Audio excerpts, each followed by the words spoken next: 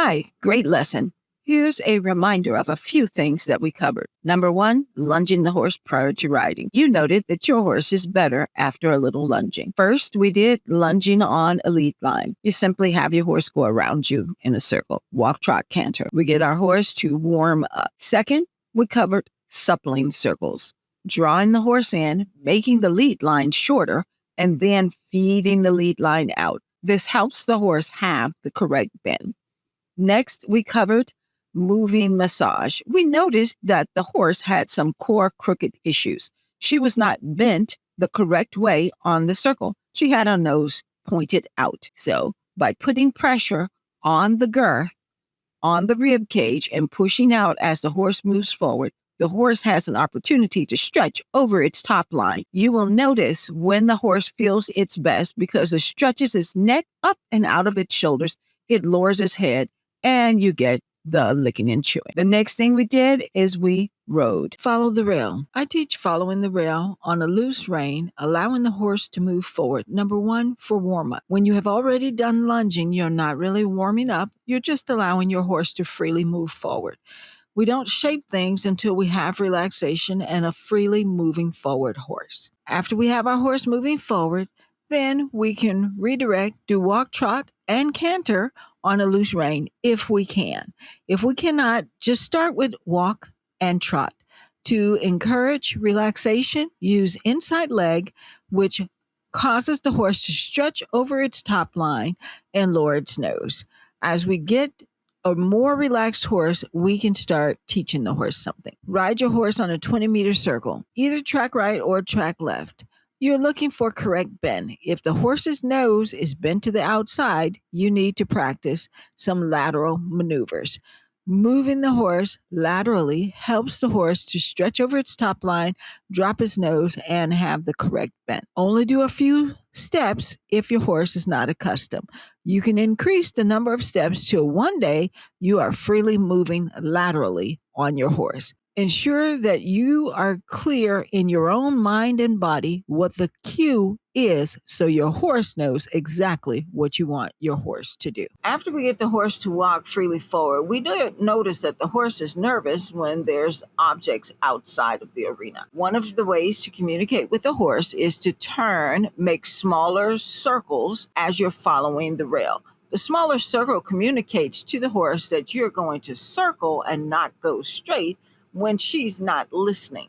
You will go straight, which is much easier for the horse to navigate when she's being good and listening. So you simply practice that. I'll put a diagram in the notes. After we got our horse to walk both directions, we went ahead and picked up the trot. What we noticed is the horse had a little bit of difficulty maintaining the trot on track right, just possibly because she was either tired or confused by some of the commands. So we encourage the horse to freely move forward by making sure that our hands were in a forward-feeling motion, and also by petting her or encouraging her with a little tap and a good girl. We noticed the horse did not want to move forward in the trot on going track right. We therefore communicated how to get the horse to stretch out or how to get the horse to do an extended trot. You do a circle. You do a circle 15 meters or smaller, and this is much more of your collected trot. Your hands are in a forward-feeling position. After you do a circle or two, you will take the long diagonal and you almost run it. You're still at the trot, but you have a really far forward feeling. You then do another circle at the other end of the arena, going the opposite direction. Do 1 or 2 of those circles. Some people do up to 4 of those circles, but you take the long diagonal to stretch out and extend the trot.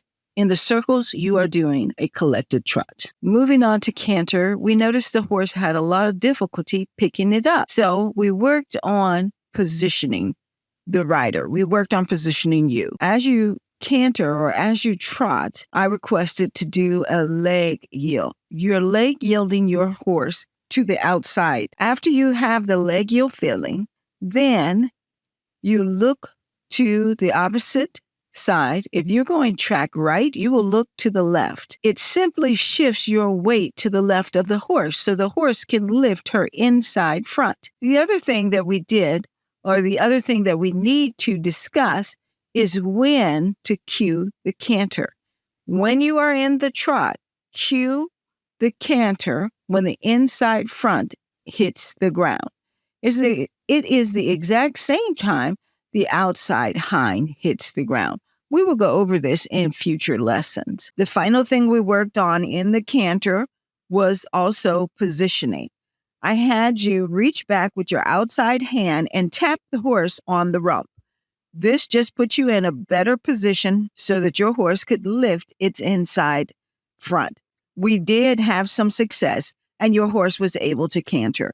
Our final moments, we discussed riding in 2-point or light seat while at the canter so that we can relieve the pressure from the horse's back so she can start to build the muscle she needs to carry you. We also talked about posting the canter. We will work on this in future lessons. Great job. Hope the notes help.